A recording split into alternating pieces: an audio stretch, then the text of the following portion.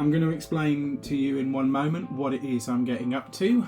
You probably already had a little guess from the thumbnail, but before I do that, I just want to point out that this model, well, it's not a model, is it? It's a life-size unit. There is a lot of credit to be given, and all that credit is to Michael Baddeley, because the skills that man has clearly got to be able to design something so accurate and incredible. I take my hat off to him. So if you're planning to do anything as mad as I am, then that's the guy to be looking for. Very briefly, who I am: I print for fun, I print for me, I print stuff that I like. I don't sell it, I don't do anything like that. I got into it when I was being constantly told by suppliers to my daytime business that a certain product that I wanted just didn't exist because it couldn't be done. And anybody with a 3D printer and some time on their hands knows full well that, well, actually anything and everything can be done. So that's how I got into printing. It's grown from there. I now no longer have my little entry-level 3D printer. I do have my very gorgeous X1 Carbon from Bamboo Lab, which is just amazing. And I've done relatively large projects in the past, but I've never done anything quite like this. So you're probably wondering what I'm up to. If you're not, because you've seen the thumbnail, you can skip forward by 5 seconds. But this is what I'm getting up to. I'm building myself a R2D2 unit, which is not that strange in the whole scheme of things, apart from this is true to life. So this is the exact size that all the actors and everybody would have been dealing with in the movies. And this is going to sit in the corner of my office, and yeah, I'm going to properly nerd out every time that I walk in there. So what I've been up to, I've started at the top and I'm working my way down. I'm going to show you some of the time-lapse videos of that in a moment, and then some shots of me actually building this dome, and just so you can get an idea of just how big this is. So with no further ado, hope you like the video. And here goes. So this is the top part of the dome. So here we've got is it, I think, 8 pieces, 7 or 8 pieces, 7 pieces similar to this with different paneling. These all bolt together with M4 bolts to build the outside of the dome. We've then got 2 pieces like this, which, imagine that up the other way, that's the very, very top of the dome, and then you'd have the blue pieces in between here, and then the other side, which hasn't been turned around, but there's 2 of those to join together.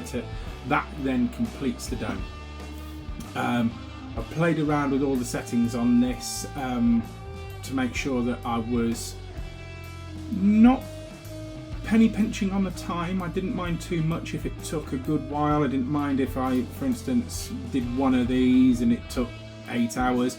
I much preferred the idea of doing this relatively slowly. Anybody who has seen an X1 Carbon in action, or actually got one, you know that you can crank the speed up and it goes absolutely mental. I wanted to keep the speed down on these so they didn't fail. I did have one failure, and it was my own fault. There was a blockage in the night. Woke up at 6 o'clock in the morning expecting to come down to one of these beautifully finished, and yeah, it had stopped. I worked it out that it had stopped about 40 minutes after I'd gone to bed, so I was grumping, and I hit go, and I thought, you know what, I still want to get this done and the next one done by this time. So I cranked the speed up, and well, I'll put the time lapse of that in, and you'll see why I was annoyed, because you know, this is going to take a long time to complete this model. I don't know why I tried to rush a couple of hours. That's my stupidity, and I won't learn from it. I'll do it again, I know I will. So anyway, I did play around with all these settings. I played around with the different types of supports to see what kind of a difference it would make, because even though that doesn't look too much, and it's not, when you think that, you know, this whole dome, just the outside of it, no internal panels, is nearly an entire roll of filament.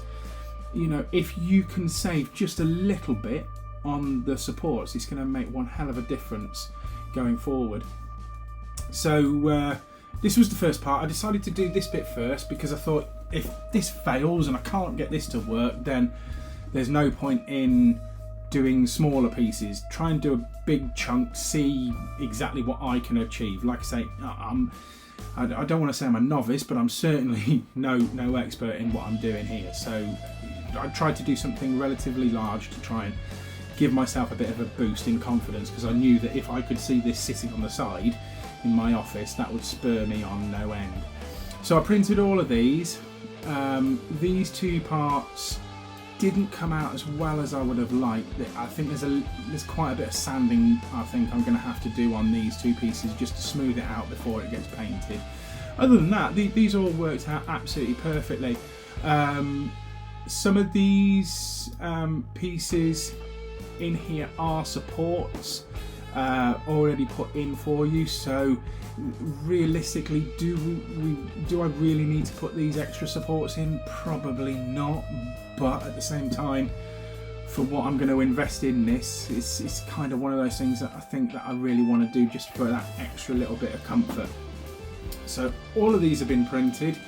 I then moved on to complete the dome with these sections, which these ones are the lower ring which go around the base of the dome. So how do they go? They flip over. So for instance, I'll do this one. Oh, hello. So these would sit there like that sort of thing, and then the dome pieces that I've just shown you would sit on the top, and then the body will go in here, and then all this will encase a mechanism to actually make the top dome spin around and move. Obviously I'm going to be printing them like that. So that was the next lot. I was really chuffed. These did not take very long at all. The only thing that I did find, I printed out one, and then I realised right after I'd finished, there's this little gap here. But again, with the X1 carbon, you having the ability to print with different filaments, I just filled this with the support material, let it go nice and slowly till it got up to around about here, and then sped it up a bit. So that made it a lot nicer. I had one come out, didn't realise there was this little gap here which goes all the way around, and it didn't end up looking too pretty at all. And the fact that this is all going to be exposed so you can see it, I wanted that to look absolutely perfect. So those were the next things. Again, they're grey. I'm going to be painting everything, but I want to have some sort of an idea when I print it out. I want to know what I should be spraying it colour wise. And then the last part that I've done currently, this is the upper ring, which these pieces will sit on top of here, so they will sit on there, and then the dome will sit inside there. Those all go together, and then that will give us this here. So you've got the individual dome pieces, the very top part, and then this blue one, that ring there, that's the upper ring which I showed you second, and then the bottom one, the grey one, that's the lower ring. And then obviously then the body will come down further.